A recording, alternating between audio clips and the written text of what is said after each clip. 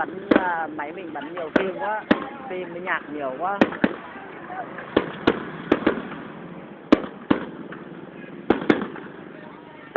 Ui.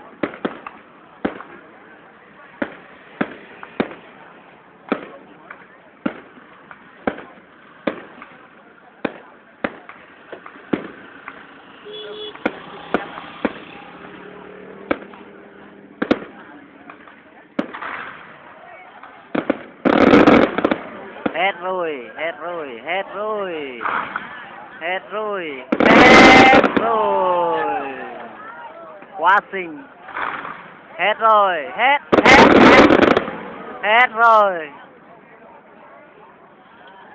hết rồi, tan trường rồi.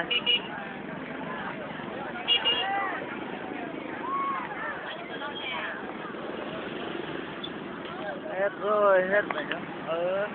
Rồi bạn em về. Hả? Bạn về. Cái gì hả? Rồi đi về bạn về. Thế được.